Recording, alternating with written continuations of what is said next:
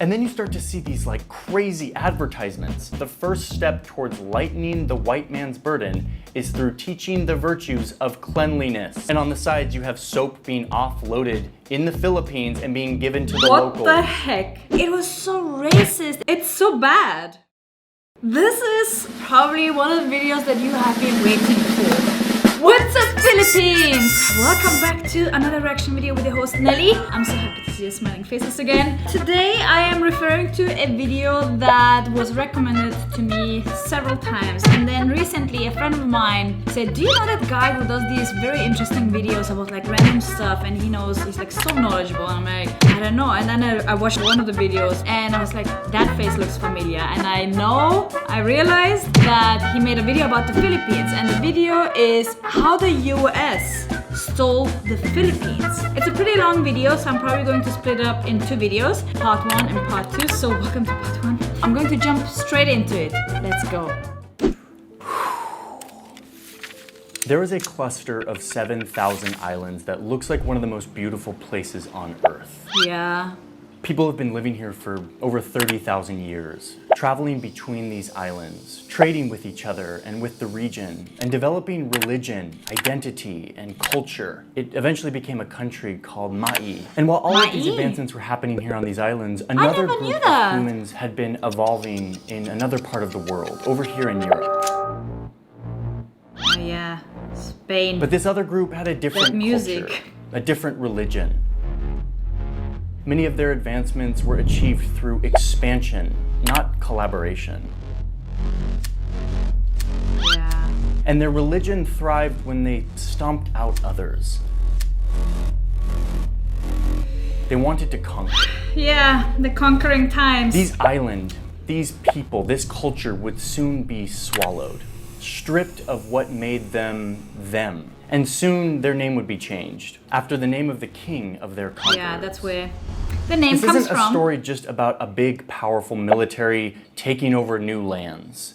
We know that story pretty well. The story of these people offers a new perspective to anyone who will listen. It's a perspective that has been wiped from our history books. It's so weird to see United States and tension with this fact that the United States, once a colony that heroically threw off an empire to become independent, soon became an empire itself. It contradicts our founding belief that it is, quote, self-evident that all men are created equal. And this story isn't just history. That empire still exists today, with colonial possessions and subjects. It's all wrapped up in the story of these 7,000 islands and their people. So, I want to tell you this story of how the US stole the Philippines. There are still American citizens today who do not have equal voting rights. These are citizens of America's island territories.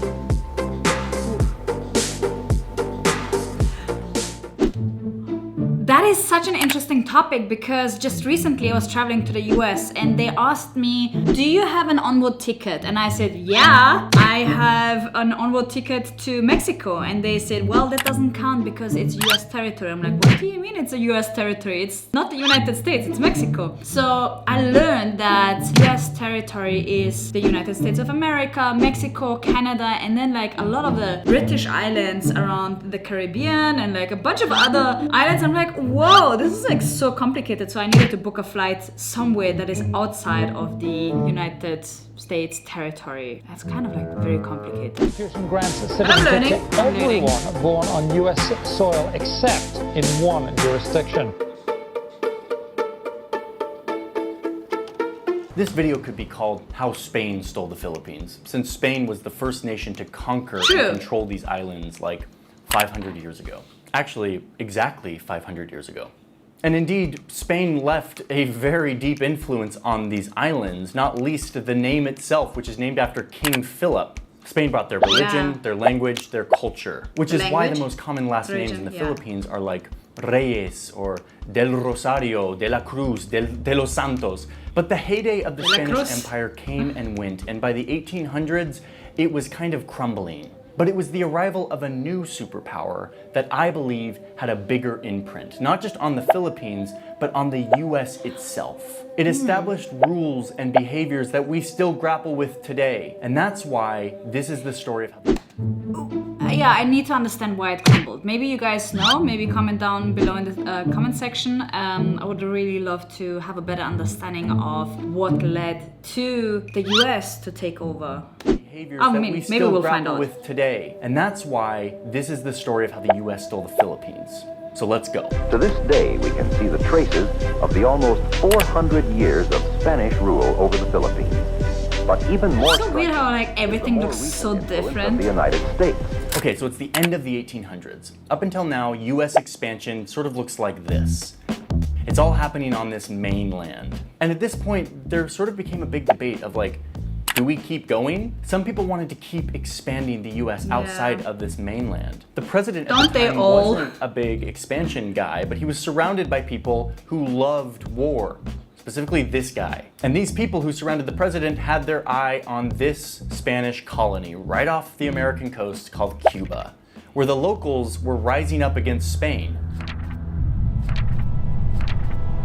Wait a minute, isn't this a video about the Philippines? Why are we talking about Cuba? We're getting there in just a second, okay? So anyway, Cuba. Americans didn't want to go to war with Cuba. They're like, we don't need more war. But thanks to the explosion of an American submarine in Cuba, which was probably an accident, and thanks to some highly unethical journalism that blamed the explosion on Spain, and a big thanks to, again, this guy, Teddy Roosevelt, who at this point was just a peon. He was literally the Assistant Secretary of the Navy. But he somehow cajoled his boss's boss, the President of the United States, to go to war in Cuba to like liberate the Cubans from Spain. So the US declared war on Spain in 1898. But this begins a new...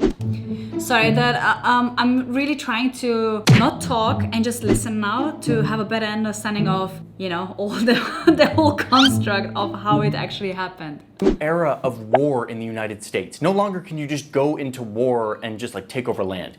You need an angle. You need to sell the war to the American people. So the angle on this war was liberation. We are liberating the people. The people you liberate will witness the honorable and decent spirit of the American military. No. That's later. We're talking about 1898. But yes, the whole idea of selling war to the American public didn't really go away after this. Why did the US go to war in Iraq?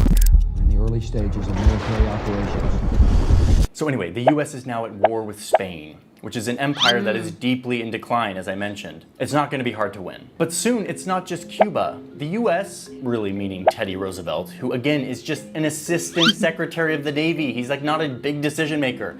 He somehow maneuvers the situation to say like, let's liberate next door Puerto Rico. And while we're at it, let's go into the Pacific and liberate Guam and the Philippines from Spain as well. Teddy didn't even ask his boss to do this. He literally sent off a cable to the Navy commander in Asia that was like, George Dewey, go attack the Philippines where Spain is. That is what your mandate is.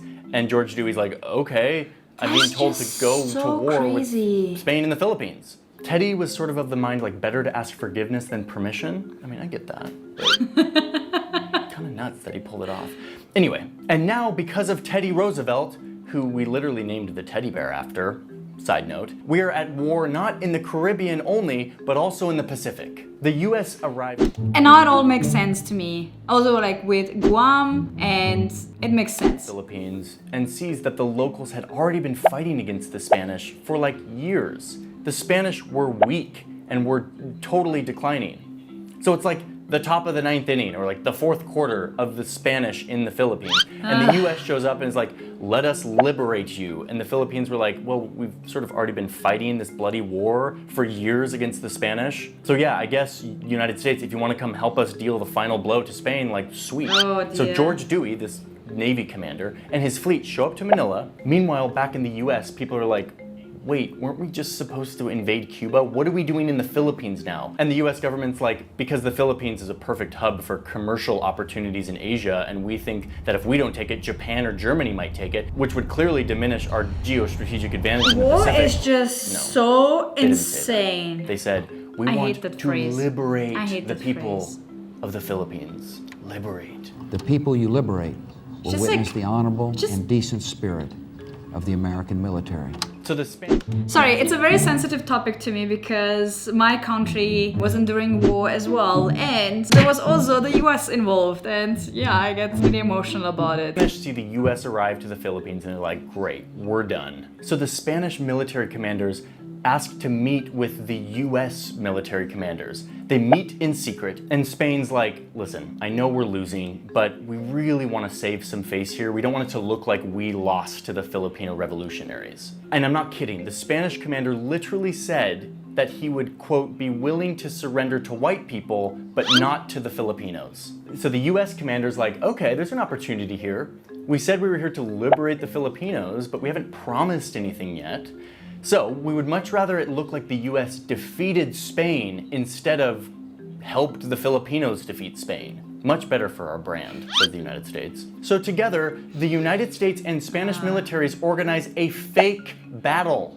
A fake battle in which the US would fight the Spanish in Manila, and the Spanish would intentionally lose. And the climax of this whole theatrical battle, according to the plan, was that at the end, the US would storm towards the inner walled city of Manila, the last stronghold of where the Spanish are. Oh, and the key detail in this whole plan, they would not let the Filipino fighters, the ones that had been doing all of the actual fighting against the Spanish, join them as they stormed towards the walled city to deal the final blows to the Spanish It's their Empire. country! And this would mean that the Filipinos technically didn't gain their independence. It was actually the US who conquered the Spanish, and then the Spanish were like, oh, can you give us $20 million for our troubles?